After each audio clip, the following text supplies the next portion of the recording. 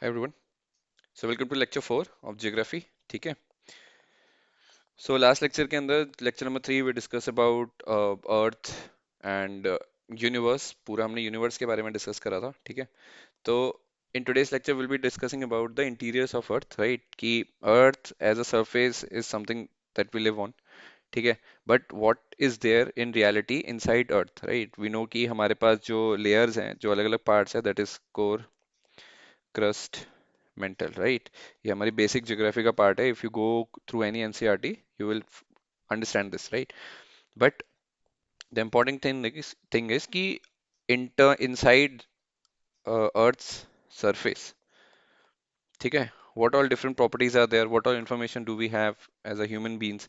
हम कितना जानते हैं, right? Interesting fact here to know is that जो Earth है center, ठीक है, surface से that is around 6K kilometre, मतलब अप्रोक्सीमेटली जो 6000 किलोमीटर की दूरी पे आपका सेंटर है from the surface of the earth. ठीक है. एंड सो फार हम जो अभी तक मैन्युअली हम जो ड्रिल कर पाए या जहां तक हम पहुंच पाए that is around 12 to 13 kilometre only. So this shows कि कितना ज्यादा डिफरेंस है अभी भी in understanding the inside architecture of our earth, right? So to understand the concept with this we have today's lecture, right? So in today's lecture what we'll be discussing is we'll start with the introduction of earth's interiors, right? अब इसके अंदर आज जो हमारा topic cover होगा that is specific to the sources of information that we have, right? अब देखो sources of information बहुत जरूरी है to understand the interior of earth, right? Interior of earth को समझने के लिए सोर्सेज ऑफ इंफॉर्मेशन हमें पता होने चाहिए कि किस किस तरीके से हमारे पास इंफॉर्मेशन आ रही है और क्या क्या हम अंडरस्टैंडिंग ले सकते हैं. ठीक है. Now if I differentiate the two types of information that like the sources of information that I have, one is your direct sources, right? And another one is your indirect sources. Direct sources का मतलब ये होता है कि हम manually like we as an human species हम drill down करके ये जानने की कोशिश करते हैं कि भाई what is there inside our earth. ठीक है. हमने कैटेगराइज तो कर दिया कि भाई एक आपका कोर होगा, एक क्रस्ट होगा, एक मेंटल होगा सरफेस पे. All those things we have describe, but how far और what in amount of in terms of quantity we know ki boss what is the characteristic, what is the temperature difference, right? How the pressure plays its part, right, inside the structure of earth. So all those things is like usually comes under your direct sources. अब इसके अंदर जो prime example है वो है जैसे oil drill हो रही है. अब हमें पता है पेट्रोलियम प्रोडक्ट्स की जो जो हमें मिलता है product that comes from your oil drilling, है ना? बड़े बड़े बड़े आपकी रिफाइनरीज होती हैं, रिफाइनरी से पहले जो एक्सट्रैक्शन होता है ऑयल का दैट हैपेंस इनसाइड योर जैसे आपका मुंबई के पास आपके पूरी ऑयल एक्सट्रैक्शन की फैसिलिटी बनाई गई है, राइट, इन अरेबियन सी. तो वहां से जो ऑयल निकलता है अरेबियन सी, वहां से जो ऑयल निकल के वो पेट्रोलियम इंडस्ट्रीज या रिफाइनरीज में जाता है and then we get different products, we get petrol, we get diesel, kerosene, all those things, right? तो डायरेक्ट सोर्सेज में हम जब मैन्युअली कोई अगर ड्रिलिंग सेटअप करते हैं और वहां से हम ऑयल निकाल रहे हैं तो we get to know lot about the interior of earth. In the same way commercial aspect को हटा दिया जाए तो we have multiple drilling projects also जो manually they were started so that we can have a deep knowledge about what is there inside earth, right? ये like बड़े बड़े institutes के द्वारा स्टार्ट मतलब they start by the big institutes they get started and eventually to understand the architecture, to understand the chemical traits, to understand the physical nature of earth, right, from the inside. ठीक है, बाहर की बात नहीं हो रही है. Here we are not talking about biosphere, atmosphere, all those things, no. We are specifically talking about different parameters, different characteristics of the material or the element that is found inside the earth's surface, right? So direct sources में इन चीजों के through we can get a lot of information and we can have our own interpretation, right? On the other hand we have multiple indirect sources. Now what is indirect sources? मतलब अर्थ के centre पे जाके कोई information gather नहीं हुई है but from different trades we can conclude our conclusions, right? We can have our own conclusions कि boss temperature inside the core is more as compared to the surface of the earth, right? We know कि centre में जो है हमारे अर्थ का जो core है बिल्कुल वो उसका टेम्परेचर बहुत ज्यादा है as compared to what we face on the surface of earth, right? So indirect sources में how we can study is we can have the temperature, density, pressure, gravitational forces, magnetic surveys आपके जो होते हैं, जो आपका अगर अर्थ में देखूँ तो एक इक्वेटर पे होगा, एक पोल्स पे हो गया, तो मैग्नेटिक जो डिफरेंसेस हैं, मैग्नेटिक फोर्सेस में जो डिफरेंसेस हमें फेस होते हैं, through that also we can understand कि okay there is a vast difference between the magnetic pole at the equator. ठीक है, ये इक्वेटर है and then you have at your north pole, right. Coming back, और इसके अलावा we have multiple species और multiple instances where meteorites have come on earth, and so that देखो, earth बनने से पहले ये सारा, अगर बिग बैंग थ्योरी से पहले भी देखोगे तो we have multiple small small fragments, जिसके अंदर जब हमारा अर्थ का स्ट्रक्चर बना था तो उसके कई पार्ट ऐसा था जो यूनिवर्स में या स्कैटर्ड ही हो गया था, right. So we can study those meteorites जो कि आते हैं अर्थ पे, so that we can get the understanding of the chemical composition, है ना, and about the different aspects of the material that comes, right, कि अच्छा हो सकता है कई ऐसा एलिमेंट्स है जो अभी तक फिगर आउट ही नहीं हुए हो, or we can come across any element that is not there inside our periodic table, so that is also possible, right। इसके अलावा we can understand the interior of our earth through the moon। ठीक है, moon is our natural satellite of earth, right। earth का एक natural satellite है, तो with the study of moon, natural satellite, so with the study of moon we can have more understanding about the interior of earth, right। and then we have multiple theories, and at last we have earthquakes जो हम earth पे face करते हैं। Earthquake के साथ जब हमारा जैसे कई बार होता है कि जो हमारा सरफेस ऑफ अर्थ है that gets broken up, right, बीच में से टूट जाता है। वी हैव सिस्मिक वेव जो कि बहुत ज्यादा डिस्ट्रक्शन देती है। Then sometimes earthquake also causes volcanoes, तो वॉल्केनोस से जो मटेरियल, जो लावा बाहर आ रहा है, it speaks about the nature of the element और the characteristic what is there inside our earth, right.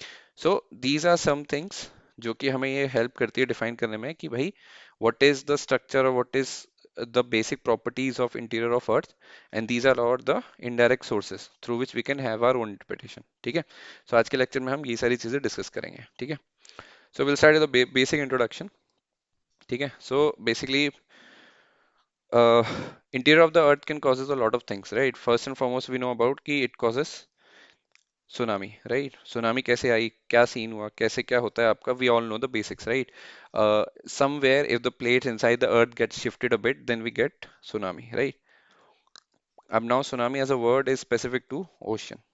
ठीक है, समुद्र के अंदर होता है। We have a very infamous tsunami incident, I think 2004 का है, जाके देखना, जहाँ पे Indonesia, Japan and India, all three countries as a मतलब majorly they we all three faced a lot of crisis उस टाइम पे, क्योंकि we had a very mass level of killing because of the tsunami। ठीक है, तो अगर आप देखोगे तो therefore it is necessary that one acquainted the forces with development and understand why the earth shakes or how the tsunami's wave is generated, so to have the basic understanding कि भाई ये incidents होते कैसे हैं, we should know the inside structure of our earth की what causes what, right।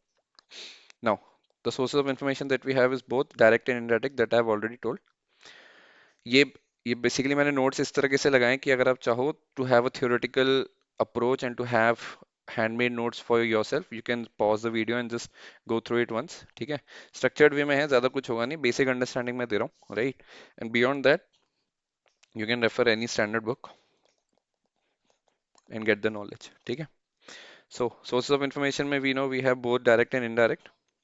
Direct sources includes कि देखो, अब इसमें जैसे प्राइम एग्जांपल दे रखा है कि no instrument has been invented so far which can go through the interior of the earth directly, because temperature इतना ज्यादा होता है कि कोई भी मटेरियल वहां तक सस्टेन नहीं कर सकता। ठीक है, अब अगर आप ये एग्जांपल देखो, the deepest depth of an oil well drilled so far is 8 kilometre.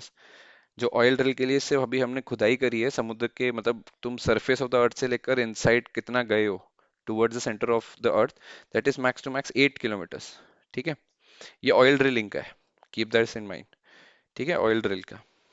इसके साथ साथ एक दूसरा एग्जांपल ये भी दे सकते हो, the deepest mine of the world is Robinson deep in south Africa. ठीक है, छोटा सा फैक्ट है, बट इसकी जो गहराई है माइनिंग की, जैसे कोल माइन होता है, ठीक है, डायमंड माइन होता है, ऐसे अगर तुम एक माइन की कैटेगरी में सबसे डीपेस्ट माइन देखो तो वो रॉबिन्सन डीप है, साउथ अफ्रीका ने। It is also in like 4 kilometre तक ही है। ठीक है, बट 4 किलोमीटर के बाद, 8 किलोमीटर के बाद हमारे पास कोई कमर्शियल पर्पस नहीं है, तो उस चीज को केटर करने के लिए वी हैव सर्टेन प्रोजेक्ट्स जो कि साइंटिस्ट ने शुरू करे, through which we can have the more knowledge about the interiors of the earth. वो कौन से हैं?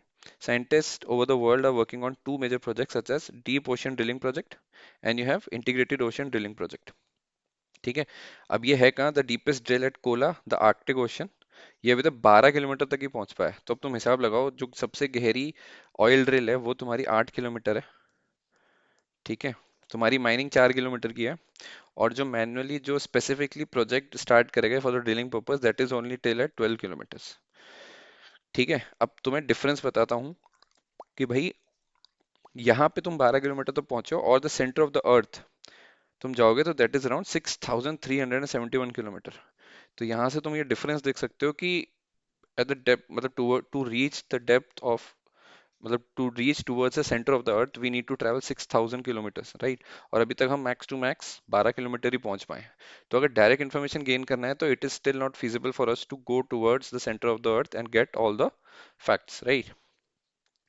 अब देखो, डायरेक्ट सोर्सेज के अंदर वॉल्केनो भी तुम्हारा एक बड़ा पार्ट प्ले करता है, because what happens is whenever an volcano erupts, जो भी उसके ट्रेड्स होते हैं, जो लावा निकलता है, जैसा भी चीजें होती हैं, it plays a very vital role, because वो उसको स्टडी करके साइंटिस्ट कैन कंक्लूड कि बॉस कितना, क्या मटेरियल निकल रहा है, कौन सा एलिमेंट है, क्या डेंसिटी है, किस टेम्परेचर पे लावा निकल रहा है, राइट, व्हाट अदर प्रॉपर्टीज जैसे विस्कोसिटी कितनी है, all these things scientist can conclude कि अर्थ के अंदर इंटीरियर से, क्योंकि वो वॉल्केनो निकला in an liquid semi liquid format, तो वो हम स्टडी करके समझ सकते हैं कि अर्थ का इंटीरियर कैसा है। ठीक है, so this was all about your direct sources. Now indirect sources के अंदर white become very significant, because देखो डायरेक्ट सोर्सेज के लिए अभी हम मैक्स टू मैक्स 12 किलोमीटर ही जा पाए, right, towards the centre of earth. Centre of अर्थ जो हमारे सरफेस पे है, that is around 6,300 kilometre away, right. So obviously it is not possible कि आप डायरेक्ट सोर्सेज के बेसिस पे अपनी इन्फॉर्मेशन को गैदर करके उसमें कोई कंक्लूजन निकाल सको, right. So to cater this we have indirect sources. Indirect sources के अंदर we have different types, right. You can read this once, कि इसमें वही लिखा हुआ है कि कंपैरिजन करने के लिए we have to rely on other resources also which comes under indirect sources, right. So इसके अंदर जो पैरामीटर्स हमने जो सोर्सेज हैं बेसिकली, उन सोर्सेज को प्राइमरी आपने जो डिफरेंशिएट करा है, like artificial sources such as temperature, pressure and density. Then you have some evidences from the theories of origin of earth, जैसे आपका प्रीमोर्डियल एरा के अंदर जो अर्थ का स्ट्रक्चर था, विल डिस्कस दिस, या फिर बिग बैंग थ्योरी के आसपास कैसा स्ट्रक्चर था, उसके थ्रू हम समझ सकते हैं। And then the third category is natural sources such as volcanic eruptions, earthquake, meteors and seismology. Seismology आपका अर्थक्वेक के केस में आता है।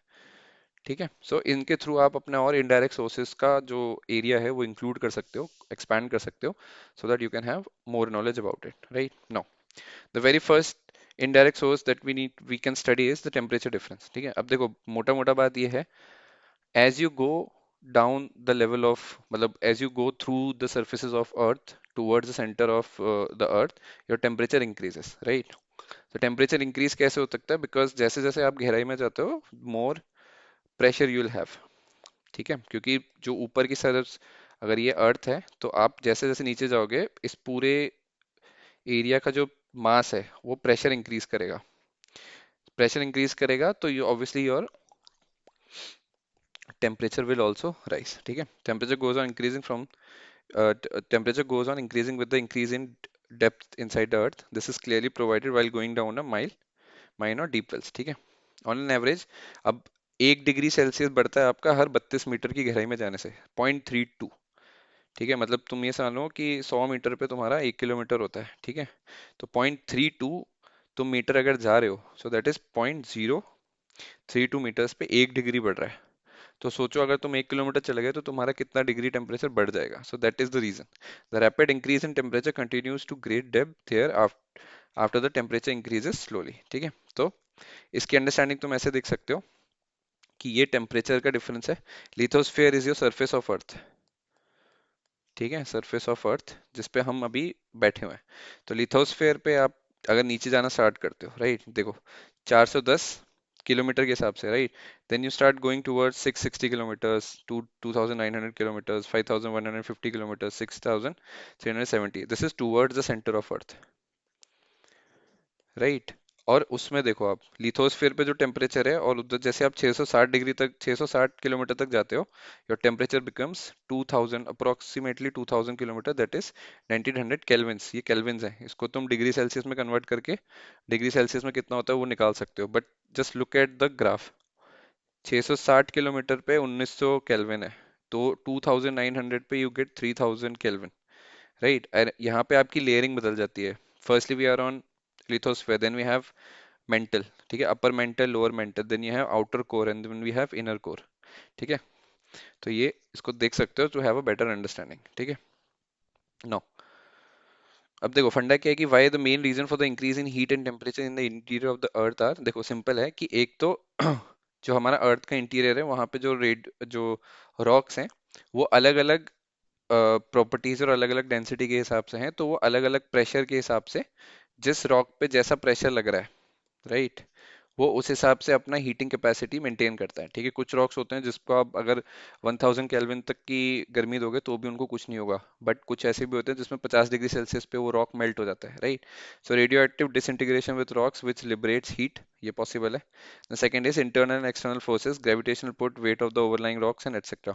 अलग अलग डेंसिटी और अलग अलग रॉक्स अक्रॉस अर्थ अलग अलग एरियाज में होते हैं। कुछ रॉक होता है जो कि आपके आर्टिक के नीचे मिलेंगे, राइट, कुछ है जो कि आपके ओशियन के नीचे है।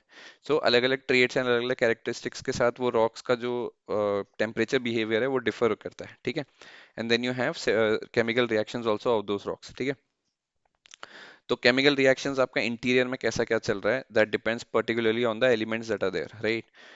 बेसिकली अगर मैं कहूँ तो आयरन आपका मेन मिलेगा, आयरन एंड सिलिकॉन। ठीक है, सो अब देखो ये तीन मेन रीजन है जिसके बेसिस पे हम ये कह सकते हैं कि why there is an increase in heat and temperature. ठीक है, अब देखो ये बड़ा इंपॉर्टेंट स्टेटमेंट है, ये पढ़ लेना, बट इन कंक्लूजन मैं बोलूँ कि आइडियली क्या होता है कि तुम किसी भी मटेरियल को लोगे, ठीक है, उस मटेरियल का अगर तुम टेम्परेचर बढ़ाते चले जाओगे, लेट्स से 1000 डिग्री ले लो या तुम 10,000 डिग्री ले लो, एक लिमिट के बाद हर मटेरियल लिक्विड फॉर्म में या फिर गैसियस फॉर्म में आ जाता है, राइट। बट ऐसा क्या वजह है कि अर्थ के मेजॉरिटी चीजें जो अर्थ के इनसाइड पे जो मेजरली चीजें हैं, even after facing so much of heat they remain in solid format. ठीक है, now to have this understanding we need to consider a second element, that is pressure, मतलब second factor that is your pressure. ठीक है, so it is tempting to think that under the condition of this enormous temperature in the interior of the earth nothing can be found in solid state, ऐसा हम मान सकते हैं कि भाई इतने ज्यादा टेम्परेचर है तो कुछ भी तुम्हें सॉलिड स्टेट में नहीं मिलेगा, but that's not the case. Under such condition all existing rock should be either in liquid or gaseous state, but it is not so. हमारी आइडियल अंडरस्टैंडिंग यही होगी कि अगर टेम्परेचर इतना ज्यादा है तो अर्थ, जैसे हम मेंटल क्रॉस करके कोर में जाते हैं तो हर चीज लिक्विड मिलेगी, and across interior of the earth we can have everything in liquid state because of height heat, but that's not the case. along with the increase in temperature with depth pressure too increases in the interior of the earth। ठीक है, क्योंकि आप जैसे जैसे आप height से नीचे आ रहे हो, राइट, दिस इज अर्थ, जैसे जैसे आप नीचे आते जा रहे हो ये जो ऊपर सरफेस का जो लोड है इट इंक्रीजेस द प्रेशर। ठीक है, जैसे जैसे आप डेप्थ में अंदर आते हो वैसे वैसे ही आपका प्रेशर भी इंक्रीज होता है, right. So the pressure too increases in the interior of the earth, this pressure is lakhs of times more than the pressure exercised by the atmospheric layer, मतलब atmospheric layer के comparison तो ये कुछ भी नहीं है, it is like 100 or 10,000 times more as compared to the atmospheric layer। ठीक है, ठीक है, for this reason due to enormous pressure liquid state rocks of the core have the properties of solid। It is possible that these rock might be a plastic state in which it is why these rocks have elasticity due to the pressure overlying layers of the earth's interior, these rocks do look solid up to 2900 kilometers। तो 2900 kilometre तक आपको high temperature होने के बावजूद भी जो rocks हैं वो सॉलिड स्टेट में मिलेंगे बिकॉज ऑफ इंटेंस प्रेशर। ठीक है, अब होता क्या है कि कभी कभी sometimes due to the lessening of overlying pressure the rocks in the interior melt down and the fluid comes to the surface. ठीक है, as in the process of finding its way to the surface, इसकी वजह से आपका volcanic eruption होता है। ठीक है, सिंपल सी बात यह है कि when ever you have multiple layers of rocks overlying each other, तो अंदर का जो जो सबसे गहरा जैसे 2900 किलोमीटर पे तुम देखोगे तो वो सॉलिड स्टेट में है, ठीक है। बट अगर किसी फॉल्ट लाइन की वजह से ऊपर की लेयर शिफ्ट होती है, राइट, ट्रांसफर्स कुछ होता है, तो this rock will find its way out to the surface, and because of extreme temperature and reduced pressure it will eventually come out in the form of liquid। ठीक है, तो ये डिफर करता है, तो वो जो लिक्विड आपके फॉर्म के in in the form of liquid when it comes out it is known as a volcanic eruption. ठीक है, so this was about your temperature. Now in the similar way we have density also. तो Newton के law के हिसाब से जो अर्थ की density है इट इज अराउंड 5.5 ग्राम पर cubic centimetre cube. So density is your mass per unit volume, right. So mass is your 5.5 मतलब ग्राम्स में है और सेंटीमीटर क्यूब में आपकी वॉल्यूम है, राइट. सो न्यूटन के हिसाब से जो डेंसिटी है इट इज 5.5 ऑफ अर्थ. ठीक है. लेकिन it is surprising the rocks near the surface of the earth has an average density of 2.7. अगर तुम सरफेस ऑफ द जो सरफेस ऑफ अर्थ है उसके अराउंड ही अगर तुम डेंसिटी कैलकुलेट करो, सो इट इज अराउंड 2.7. सो 2.7 से लेकर 5.5 तक वी हैव 2.8 का डिफरेंस. समझ रहे हो. टोटल अर्थ की डेंसिटी 5.5 है. अर्थ के सरफेस पे you have, so I just right it down. So surface पे यू हैव 2.7. ठीक है. टोटल है तुम्हारी 5.5. तो बचा कितना? 2.8 है ना. तो ये 2.8 जो डेंसिटी है it is scattered around the interior of earth. ठीक है. वही इसने यहाँ समझाने की कोशिश करी है. However it is surprising that the rocks near the surface of the earth have a density of 2.7. The density is less than half the average density of the earth as a whole. From this it is clear that the density too increases with the increase of depth. ठीक है. The earth's internal part is composed of very dense rocks. Their density must be ranged between 8 to 10. The density of the central part of the core is still more. ठीक है. Higher density could be due to the heavy metals such as nickel and iron at the center as well due to the pressure of overlying layers. ठीक है. तो यहाँ density का जो difference है वो भी हमें समझ में आता है, right. The third indirect information with which we can understand the interior of earth is pressure. Pressure का फंडामेंटल वही है जैसे हमने टेम्परेचर का समझा. More the distance toward like more we travel toward the centre of earth more will face the pressure. ठीक है. Just like temperature, density, and pressure too increases with increase in depth inside the Earth, some Earth scientists believe that due to the weight of the overlying layers, the pressure goes on increasing with depth, and other things that the material of the interior of the Earth are heavier since birth of Earth. ठीक है. तो ये तुम पढ़ सकते हो, इसको यही नोट्स लगाएं. बट इसमें प्रेशर इसको सिंपली प्रोपोर्शनल टू टेम्परेचर वो तुम कोरिलेट कर सकते हो. ठीक है. Now the fourth factor is gravitational force. ठीक है. अब ये ऐसा माना जाता है कि जो ग्रेविटेशनल पुल है अर्थ की, हमें पता है कि वो ओवल शेप में अर्थ, राइट. तो जो ग्रेविटेशनल पुल है towards equator is different as compare to your poles. ठीक है. तो ग्रेविटेशनल पुल अगर मैं इसको बताऊं, ये आपका इक्वेटर हो गया, ये आपका पोल हो गया. तो gravitational pull at poles is greater than equator. Why? Because the distance from the center of Earth towards the poles, so distance between center of Earth to poles is less than as compared to distance between center of Earth to equator. ठीक है. तो वही चीज यहाँ समझाई गई है. Understand this thing. So the gravitational force is not the same due to latitude of the surface. It is greater near the poles and less at the equator. This is because the distance from the center of the Earth is greater at the equator as compared to the poles. The gravity values also differ according to the mass of material. ठीक है. The uneven distribution of mass of material within the earth influences this value.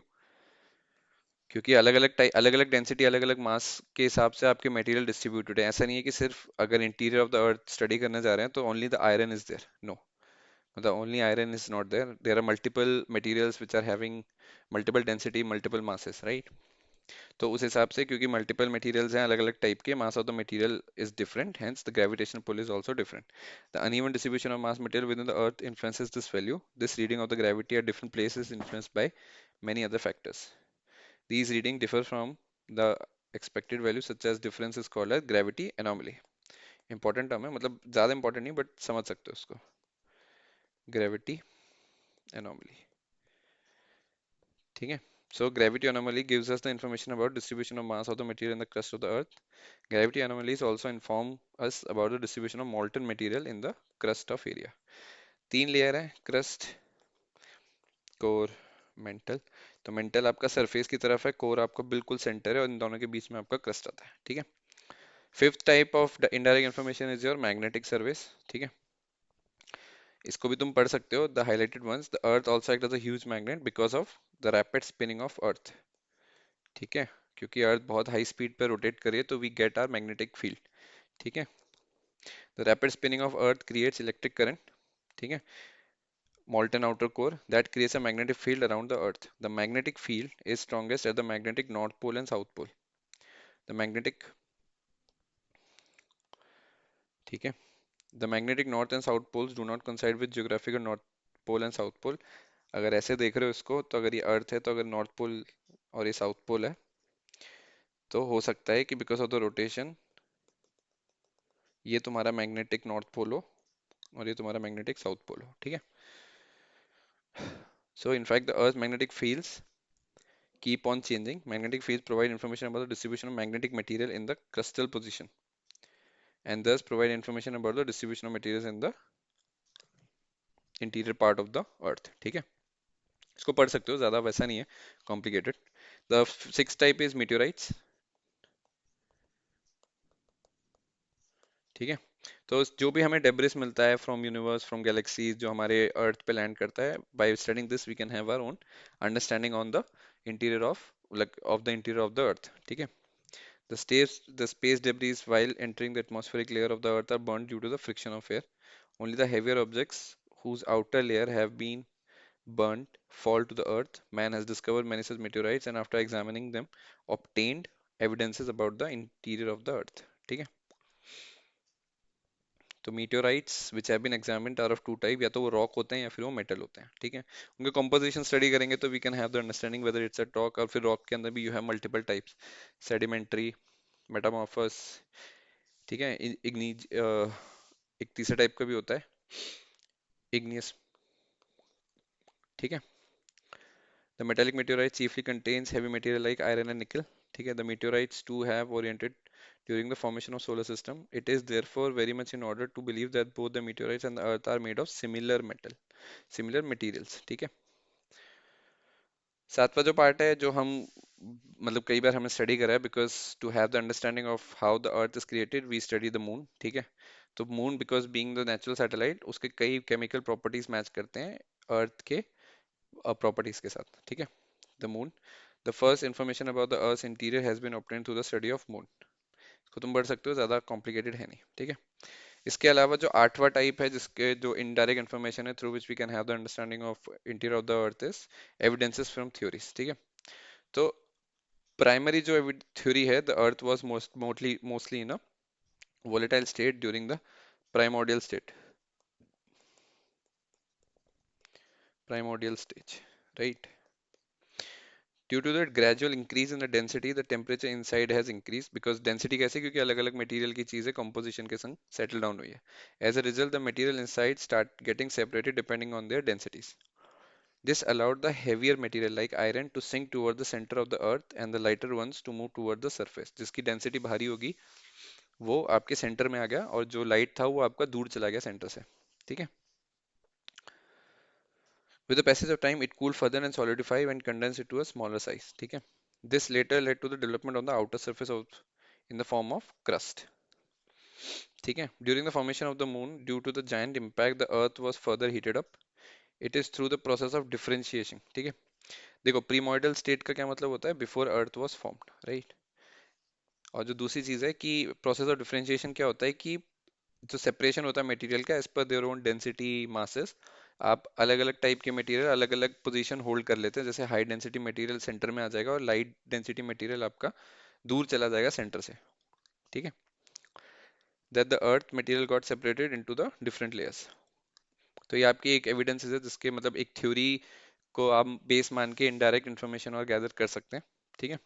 Starting from the surface to the center part, we have layers like the crust, mantle, and outer core, and inner core. From the crust to the core, the density of the material increases.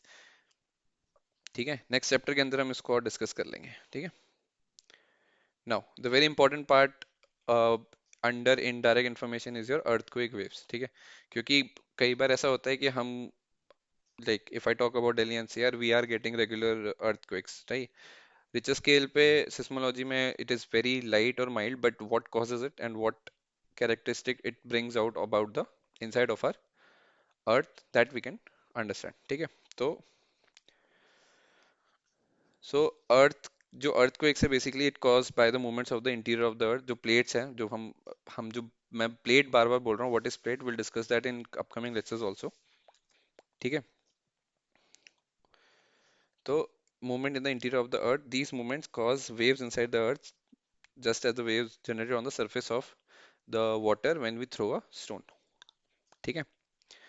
Majority of the earthquakes originates in the upper mantle area. ठीक है, तो upper mantle हम समझ गए. Upper mantle, फिर lower mental, फिर आपका अपर core, lower core, है ना, अलग अलग लेयर्स हैं, right. The earthquake waves are major on the seismograph, basic चीज है. अब अगर मैं अर्थक्वेक के टाइप्स के बारे में बात करूँ तो there are two types, body waves and surface waves. ठीक है. बॉडी वेव्स वो होती हैं जो अर्थ के इनसाइड पे आप हमारी जो ट्रैवल करती हैं, ठीक है, that is known as body waves. और सरफेस वेव्स वो होती हैं जो हमारे अर्थ के सरफेस पे ट्रैवल करती हैं. ठीक है. Body waves are generated due to the release of energy at the focus. Focus उसे कहते हैं जहाँ जो मेन पॉइंट होता है जहाँ से अर्थक्वेक की स्टार्ट होती है. ठीक है. And move in all directions travelling through the body of the earth. Hence the name body waves. The body waves interact with the surface rocks and generate new set of waves called as surface waves. ठीक है. तो surface सिर्फ आपके surface पे travel करती है, और body waves आपकी हर डायरेक्शन में ट्रैवल करती है until it reaches the surface wave. और सरफेस पे until it reaches the surface, and surface पे आने के बाद जो सरफेस पे वेव ट्रैवल होती है उसको हम स्पेसिफिकली सरफेस वेव की कैटेगरी में रखते हैं. ठीक है. These waves move along the surface. The velocity of wave changes as they travel through materials with different densities. The denser the material, जितना ज़्यादा density होगी material की, उतनी ही ज़्यादा velocity से वो wave travel करेंगे. ठीक है. Their direction also changes as they reflect or refract when coming across material with different densities. ठीक है. अब देखो, दो टाइप की बॉडी वेव्स होती हैं, prime P waves and S waves. P wave stands for primary और S wave stands for secondary. ठीक है. और सरफेस वेव की अगर मैं बात करूं, बॉडी वेव्स में दो टाइप है, पी वेव और एस वेव. और सरफेस वेव पे दो टाइप के होते हैं, रेलीग वेव्स एंड एल वेव्स. ठीक है. अब यहाँ पे देखो डिफरेंस है, बहुत ही सिंपल तरीके से समझाया हुआ है. बॉडी वेव्स जो होती हैं, पी वेव्स जो होती हैं, these are like longitudinal waves. जिस डायरेक्शन में अगर अर्थ को एक आया है उसी डायरेक्शन में आपकी जो प्राइमरी वेव्स हैं वो ट्रैवल करेंगी. ठीक है. अंडर देयर इन्फ्लुएंस पार्टिकल, मतलब under their influence particles are displaced in a backward forward directions. मतलब जैसे स्प्रिंग होता है ना, कि खिंचता है, मतलब एक्सपैंड होता है फिर कंप्रेस होता है. In the same way these waves also travel. ठीक है. Their velocity is the fastest. Their average velocity is 6 to 15 kilometre per second. Different densities of rock have different velocities. जितनी ज्यादा हाई डेंसिटी होगी उतनी ज्यादा velocity होगी waves की. ठीक है. और जो पी वेव्स हैं, they can travel across all types of all phases of material, that is solid, liquid and gases. ठीक है. On the other hand, under body waves we have second type of wave, that is your S waves. These are like transverse waves. और इनका जो under their impact particle swings by sideways, मतलब shear wave. जैसे हम copy के paper को रब करेंगे ना एक के ऊपर एक, तो वो शेयर वेव होती है. तो शेयर एनर्जी के थ्रू ये ट्रैवल करते हैं, तो इसको ट्रांसवर्स कहते हैं. ठीक है. Their velocity is lower as compare to the primary waves. और ये इनकी एक प्रॉपर्टी होती है कि these waves can not pass through liquid. ठीक है. सिर्फ सॉलिड के थ्रू ही ये पास होती है. ठीक है. As compare to P waves which can travel through all different phases of material, solid, liquid and gas. ये सिर्फ और सिर्फ आपका सॉलिड के थ्रू जाती है, लिक्विड और गैसेस के थ्रू नहीं जाती. ठीक है. Under surface wave if I talk, L waves जो होती हैं, ठीक है, दो टाइप की पढ़ी हमने, रेलेक्स waves and L waves. These are like the transverse wave. Transverse wave वही होती है जो हमारी शेयर तरीके से ट्रैवल करती है, right. Their propagation is limited to the surface of the earth only. ठीक है. Their velocity through solid particles or rocks is about 3.5 kilometers per second. Very very less as compared to primary waves. ठीक है. They cause the greatest damage and destruction of the property during the earthquake. ठीक है. अब यहाँ देखो, ये पूरा understanding है. पी वेव्स कैसे ट्रैवल करती है, पहले पी वेव्स ट्रैवल करेगी, फिर एस करेगी और फिर सरफेस वेव. ठीक है. This is amplitude. ठीक है. और ये आपका डायरेक्शन है, कंप्रेशनल पी वेव्स और शेयर एस वेव. ठीक है. अब देखो, एक चीज समझने की है. देखो फोकस क्या होता है, अर्थ के सेंटर पे आपका एक पिन पॉइंट है जहां से वेव्स ट्रेवल करेंगी. And once it reaches the surface, उस सरफेस वाले पॉइंट को एपिसेंटर कहते हैं. और यहाँ से जो भी वेव जिस डायरेक्शन में जाएगी that is known as your surface wave. ठीक है. Surface wave. ठीक है. अब देखो इंपॉर्टेंट चीज है ये, इस पे जूम करते हैं. I hope you are able to understand. ये बेसिकली अर्थ का इनसाइड है. ठीक है. अर्थक्वेक का फोकस है ये, यहाँ से आपका पहला वेव स्टार्ट हुआ. ठीक है. ये अलग अलग लेयर्स के थ्रू गया. सो this is crust, right. Crust it is mention. Crust के थ्रू ये आपका मॉल्टन आउटर कोर और ये inner core. Very very difference, बहुत ज़्यादा डिफरेंस होता है दोनों की डेंसिटी में। तो क्रस्ट से शुरू हुआ, मॉल्टन वेव, यहाँ जो मॉल्ट जो एरिया है that is your core, that it is in मॉल्टन state. ठीक है, तो जो वेव्स हुई वो निकल के दूसरी डेंसिटी में एंटर हुई, और यहाँ से निकल के जब ये मेंटल में एंटर हुई तो दोबारा एक दूसरी डेंसिटी में एंटर हुई। ठीक है, अभी देखो समझने वाली बात क्या है कि यहाँ पे ये शेडो जोन्स बन रहे हैं। ठीक है, देखो पी वेव शेडो जोन बना आपका ये रेड में, और ये जो पूरा ब्लू में है this is your S wave shadow zone. S wave shadow zone, समझ रहे हो? इसका फर्क क्या है वो मैं अभी बताता हूँ, but keep this thing in mind, this 143 103 ये जो डिग्रीज हैं ये एंगल्स हैं। ठीक है, now what is shadow zones? Zones on earth's surface where seismic waves from earthquakes are not directly detected by seismographs। ठीक है, तो यहाँ पे ये जो रेड एरियाज है इनमें ये वेव्स ने ट्रेवल ही नहीं करा, इन पॉइंट्स पे वो वेव्स ने हिट ही नहीं करा। ठीक है, तो पी वेव्स तो रेड वाला एरिया है, तो यहाँ पे कोई वेव आई नहीं, तो यहाँ पे आपका सिस्मोग्राफ कुछ भी डिटेक्ट नहीं करेगा। Similarly for S wave also this whole blue area is your shadow zone, जहाँ पे कोई भी आपका सिस्मोग्राफ कोई भी अर्थक्वेक डिटेक्ट नहीं करेगा। ठीक है, वाई सो? ठीक है, तो first will understand the P wave, जो पी वेव का जो शैडो जोन है this red one, what happen here. ठीक है, तो इसका जो रेंज है it is like 103 and 142 from earth's epicentre. ठीक है, अब इसमें क्या होता है कि P wave can travel through both solid and liquid, however as they pass through the solid mantle and liquid core they gate refracted. मतलब इतना ज्यादा डेविएशन आता है दो कंप्लीटली डिफरेंट डेंसिटीज के थ्रू पास होने में कि जो वेव है वो बुरी तरह रिफ्रैक्ट हो जाती है। ठीक है, this refraction causes the shadow zone where P waves are not received. ठीक है, तो समझने वाली बात यह है कि सॉलिड मेंटल है। ठीक है, क्योंकि हम अर्थ के सरफेस के पास है तो मेंटल सॉलिड में ही होगा, राइट? बट ये मेंटल जब कोर लिक्विड कोर के थ्रू जाएगा तो डेंसिटी डिफरेंस इतनी ज्यादा है कि जितना रिफ्रैक्शन होगा जितना एंगल का, उस एंगल में पूरा आपका शेडो जोन है, वहां पे कोई भी पी वेव ट्रेवल ही नहीं करेगी। ठीक है, same principle is applied in S wave also. ठीक है, एस वेव के अंदर क्या है आपका कि जो रेंज है it is from 103 degrees from the epicentre. ठीक है, और हमें पता है एस वेव सिर्फ सॉलिड में जाती है, तो since S wave can not travel through beyond the liquid core it causes a shadow zone. तो अगर आप तुम ये देखोगे, ये देखो यहाँ से अगर जो ट्रेवल हो रही है वो जिस भी डायरेक्शन में जा रही है, अगर मैं पी जोन की बात करूं तो इट इज लाइक यहाँ से शुरू हो रहा है, क्योंकि इसके ऊपर तक आपका तुम्हारा इम्पैक्ट है। ठीक है, यहाँ जैसे इसने लिक्विड को टच करा इसके बियॉन्ड कुछ नहीं गया, तो यहाँ से 103 डिग्री से शुरू होके 103 डिग्री इधर तुम देख रहे हो, जो भी लाइन लिक्विड में एंटर हो रही है वो सरफेस तक आ ही नहीं रही, और यहाँ सरफेस पे ऐसे आ रही है जो इस मॉल्टन लिक्विड के थ्रू टच होके नहीं आ रही। Hence this S zone shadow zone is bigger as compare to P zone shadow zone. ठीक है, पी वेव्स शैडो जोन। ठीक है, so this is the difference. So this is all for today. In next lecture also we'll continue with the understanding of interior of earth only. ठीक है, and if I'll be specific, what we'll be discussing in next lecture is I'll tell you. So in next lecture what we'll discuss about the, let me just, so lecture 5 में we'll discuss about the structure of earth's interior। ठीक है, जिसके अंदर हम पूरा ये पढ़ेंगे कि भाई ये कोर, मेंटल, ये सब क्या है, राइट?